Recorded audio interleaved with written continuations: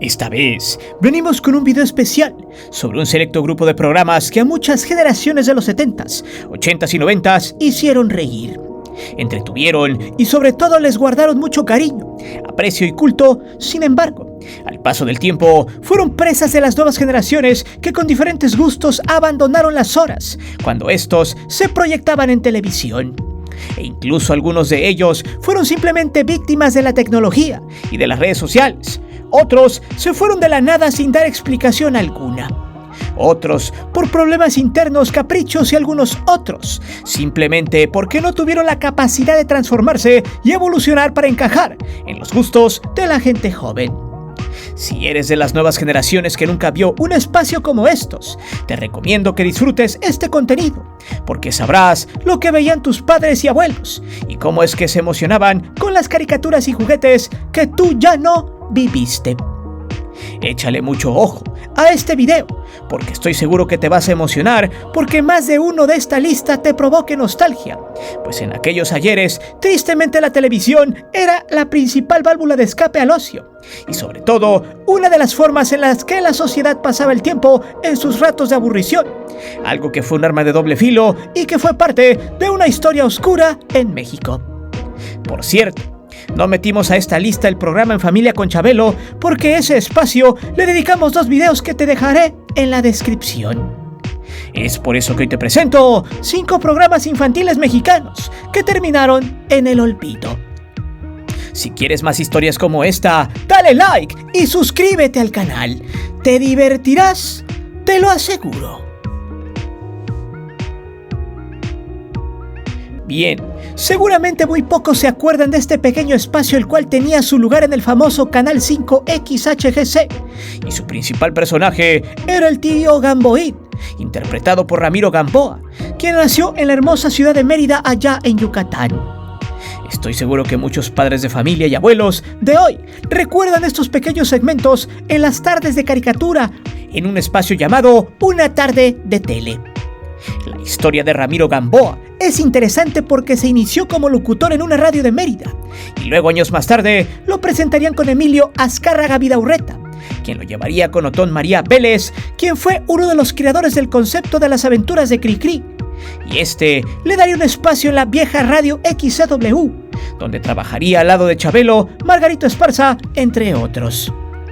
La temática del programa era muy simple: presentar la barra de caricaturas del canal al lado de 3 personajes, el gato GC, GCI y Corcolito, los cuales eran una especie de marionetas al estilo de Plaza Sésamo, quienes salían con él y empezaban a platicar de las caricaturas, anécdotas y de algunos anuncios que hablaban de sus presentaciones en el teatro.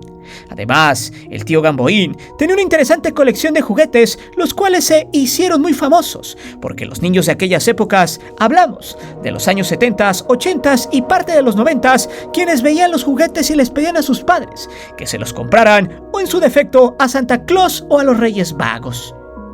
Los juguetes terminaron siendo un legado del tío. Uno de los más famosos era el changuito Pancholín o Platillotes, como le conocían los niños, que era un tipo peluche con los ojos como si estuviera dopado con algún estupefaciente. El juguete al principio no tenía nada en sus manos, pero luego le pusieron 2 discos y su pantaloncito a rayas rojiblancas. Lo curioso es que este personaje podía cambiarse. A veces salía con un tamborcito, con un penacho de Apache. Cuando lo vestía así, le decía el gran jefe Pluma. También tenía a Marilyn, una perrita de peluche que tenía la capacidad de saltar hacia atrás. De hecho, le apodaba la reina del salto mortal.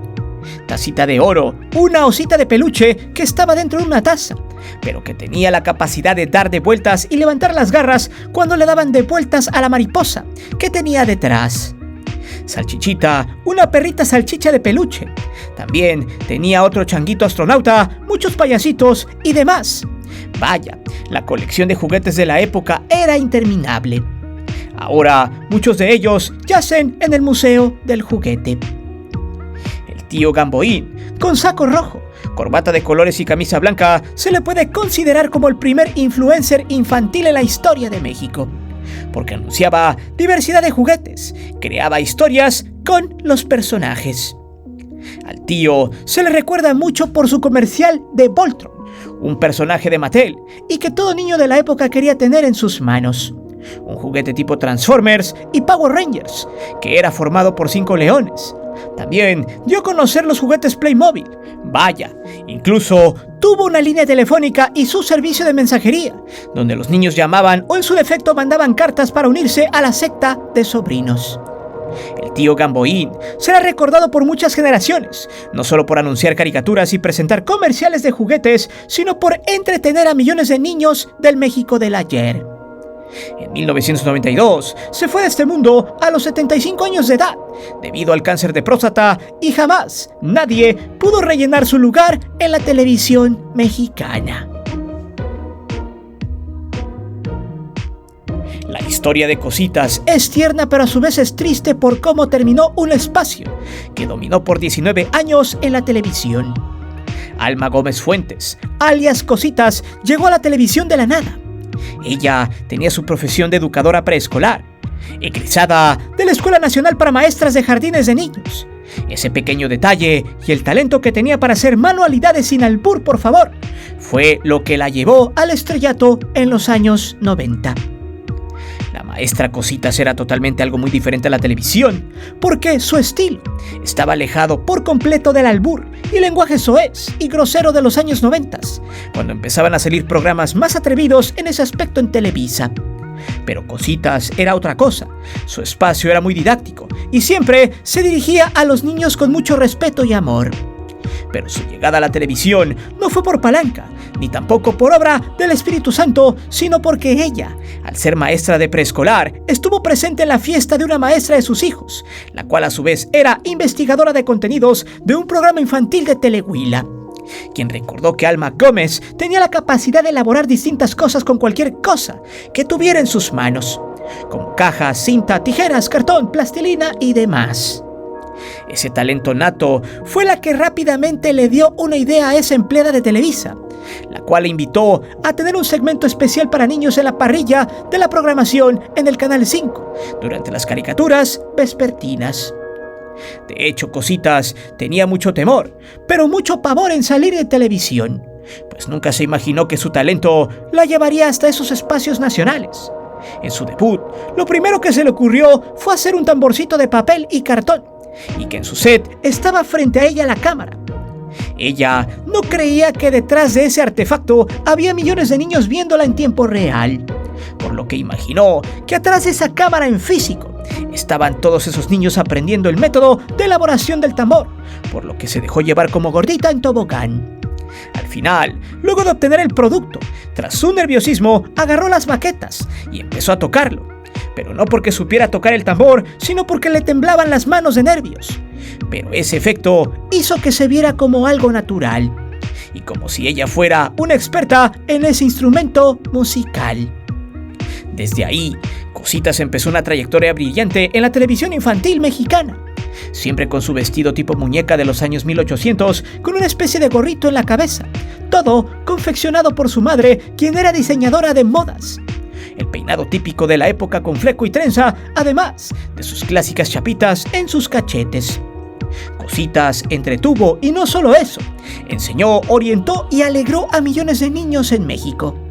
Su espacio inició en 1988 y se llamó Arcoíris de la Imaginación. Para luego en los años 90, el segmento mutaría al famoso Espacio de Cositas, el cual se transmitió de 1989 a 1992, donde hacía sus manualidades al lado de otras estrellas de televisión. Inclusive hasta actuaba y tenía algunas aventuras con personajes de peluche. Luego, en 1993, empezó con las cápsulas GC y su Arcoíris de la Imaginación, las cuales estaban introducidas en varios segmentos de la programación, así como el Club Amigos de Cositas, el cual se realizó de 1991 a 2007, año en el que salió del aire debido a que los niños habían abandonado la televisión para centrarse en las nuevas tecnologías. Pero en realidad, la salida del aire del programa tuvo varios mitos. Uno de ellos fue por haber participado en el programa de Adal Mamones, Otro Yoyo, en el cual se aventó un sketch en doble sentido, algo que según no causó gracia en sus fans. Sin embargo, la realidad fue porque Televisa consideró que su personaje se hizo viejo y estaban en esos momentos buscando a alguien más joven. Aún así, La maestra Cositas se supo reinventar y tras empezar las redes sociales abrió un canal en YouTube donde sigue educando y enseñando a los niños a utilizar su imaginación. Además de que tiene una empresa que se dedica a organizar shows para bodas, baby showers, 15 años, despedidas de soltero. Al final, la maestra sigue vigente y muy acuñada en sus corazones de muchos mexicanos que la recuerdan con mucha alegría.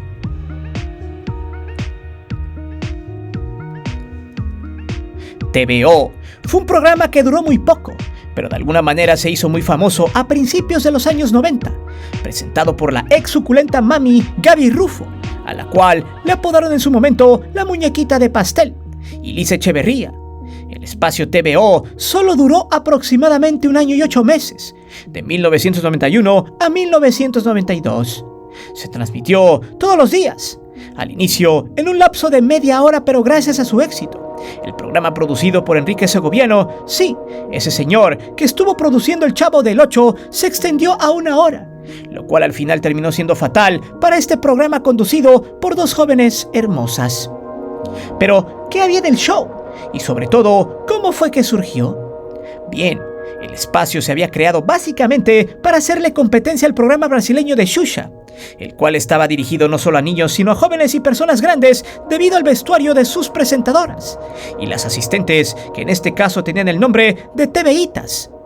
De hecho, Televisa se vio amenazado por las audiencias de Xuxa, quien dominaba este tipo de contenidos en el mundo, y por ende no se querían quedar atrás. Por eso Emilio el Tigre Azcárraga le dijo a Enrique Segoviano que se inventara un programa juvenil de juegos y dinámicas similar al brasileño, para que atrajeran al público mexicano. Fue así como surgió TVO, quien tuvo 2 conductoras, Gaby Rufo, quien conducía el lunes, miércoles y viernes, mientras que Liz Echeverría lo hacía martes y jueves. Básicamente, TVO se centraba en juegos donde los participantes, que eran niños, se llevaban distintos premios.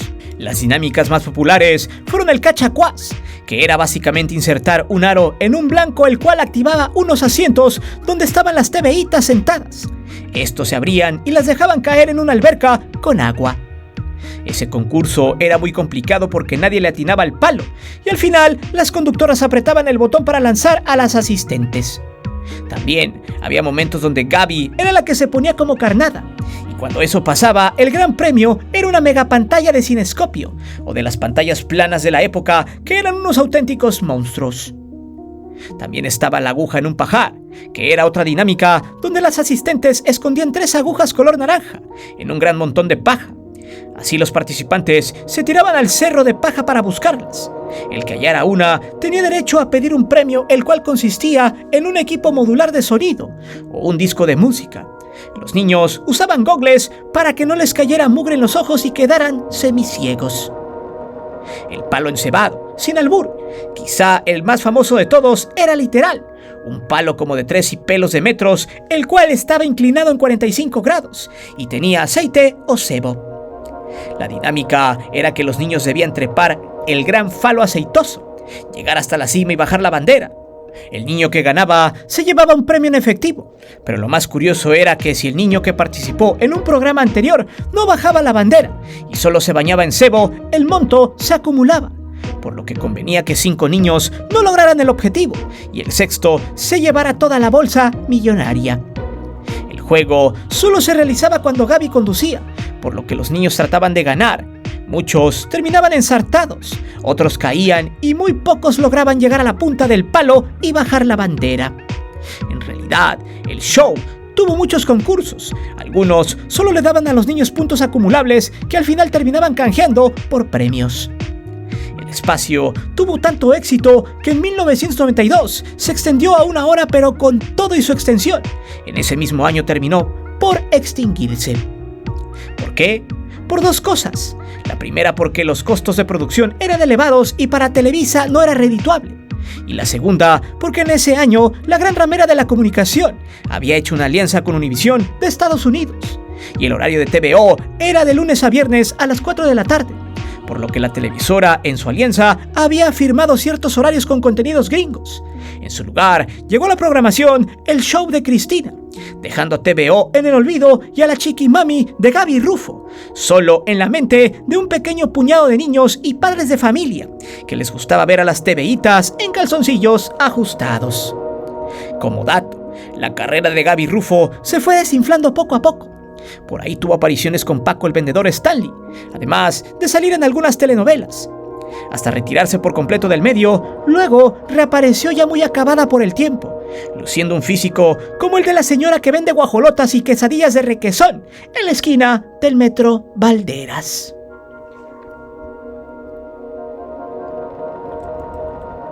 Este programa fue el precursor de lo que hoy hacen muchos streamers de videojuegos. Nintendomanía quedó en la mente de aquellos que se orgasmeaban con Mario Bros, Zelda, Pokémon, Duck Hunt y varios juegos de video habidos y por haber, que se usaban en la consola Nintendo. Además, se recuerda mucho porque el que fuera la cara principal de ese segmento de media hora fue Gus Rodríguez. Un tipo muy talentoso que hizo triunfar tras bambalinas a personajes nefastos como Eugenio Derbez, Anabel Ferreira y Verónica Castro. Gus Rodríguez era excelente productor y guionista, además de uno de los creadores de Armando Hoyos, personaje que le dio mucha fama al negrero de jóvenes Eugenio el sin talento Derbez. También dirigió la serie de Vecinos y estuvo en la dirección de Primero Noticias con Loret de Mole. El punto es que Gus Rodríguez era súper fanático de los videojuegos, por lo que fue de los primeros en México en traer la revista Club Nintendo en 1991, al lado de Pepe Sierra, otro fanático de Mario Bros. Y sus amigos, la cual hablaba de videojuegos y su análisis, trucos para estos y noticias referentes al mundo de las consolas. De hecho, eso lo hizo ser conocido por la marca porque le dio mucha difusión y orilló a muchos jóvenes de la época de los 90s para adentrarse al mundo de los videojuegos. Eso le dio mucha fama en este rubro, por lo que en 1995 se crearía el concepto de Nintendomanía, que se transmitiría los sábados por TV Azteca y sería básicamente una extensión de la revista. El programa se estrenó con Gus y su hijo, Gustavo Javier Rodríguez. Luego llegó con ellos la entonces ricanela Maggie Heigi, un jovenzuelo amanerado llamado Mark Thatcher. No obstante, el programa iniciaría en Azteca 13 hasta 1998 y a partir de ese año hasta el 2000 terminaría en Azteca 7. Su auge fue tal que mucha chaviza superviciada de Nintendo y otras consolas lo sintonizaba para saber de los nuevos adelantos de juegos, además de los trucos, los cuales eran bien valorados por la bandera. Sin embargo, a mediados del año 2000, Nintendomanía se fue al chorizo debido a la negativa de Azteca en darle espacio a un programa dedicado a una marca que no quería pagar la millonada que pedía la televisora. Por eso salió del aire, pero el fanatismo de Gus ya lo había colocado como un tipo talentoso, que no solo vivía de los videojuegos, sino de su forma de combinar el humor blanco con el rojo y el negro, además de ser un tipo realista. De hecho, las portadas de la revista Club Nintendo tenían muchos mensajes subliminales, pero hay uno en especial al que le deberíamos de poner mucha atención cuando en 1992 salían sus editoriales. Suscribiré el último párrafo que dice así: no sabemos lo que pasará dentro de 2 o 3 años, pero de lo que podemos estar seguros es que los sistemas Nintendo se consolidarán como una herramienta importante en la educación, independientemente de su función de entretener y divertir. Hoy, en un mundo donde la tecnología es parte de nuestras vidas, esta pequeña letanía se ha vuelto canon. Y sí, como el buen Gus lo dijo, el mundo del videojuego fue parte de ese universo de la computación y parteaguas del avance tecnológico que hoy vivimos a pasos agigantados.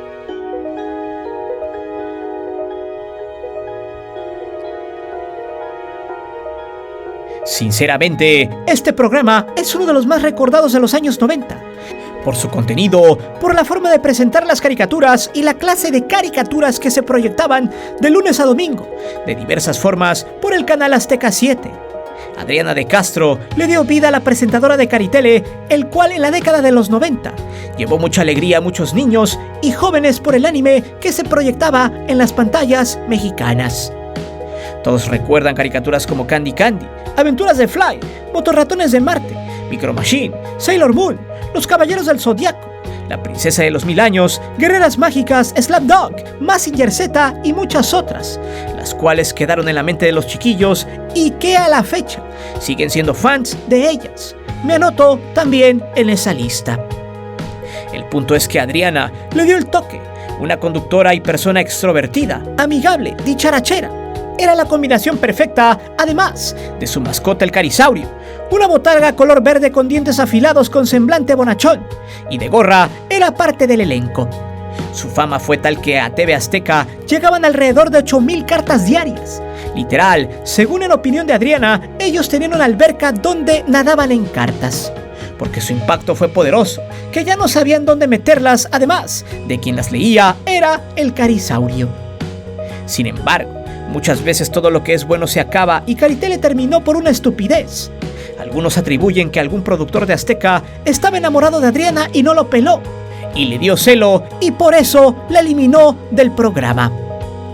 Otros dicen que había rencores en el set, pero la realidad, la misma Adriana en entrevista lo explicó, y todo terminó cuando ella se casó, un 21 de febrero de 1998. Al otro día la sacaron del aire, pues se enteró en su luna de miel. ¿Por qué? No lo sabe, pero quizá pensaron que ya no tendría el mismo compromiso. Algo ciertamente tonto.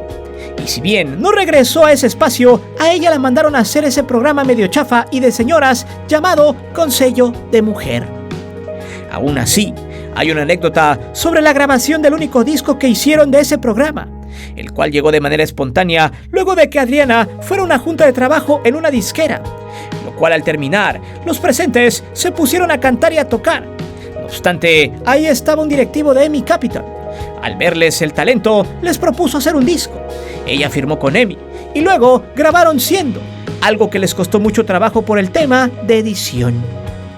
No obstante, al paso de los años, Adriana de Castro decidió ya no seguir en medios masivos, pero ella, al ser un ícono de los 90 y de que en su sección se anunciaban las caricaturas que hacían sus juguetes con la marca Bandai, ella terminó siendo embajadora de la empresa y actualmente promociona los juguetes de la marca.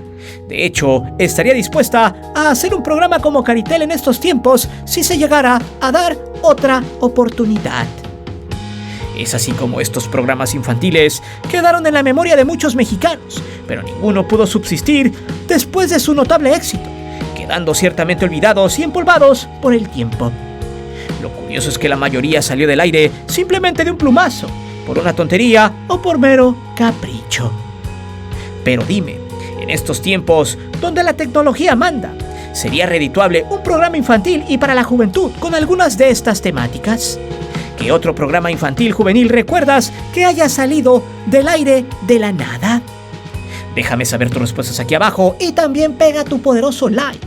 Mi nombre es Guillermo Antonio, nos vemos hasta la próxima.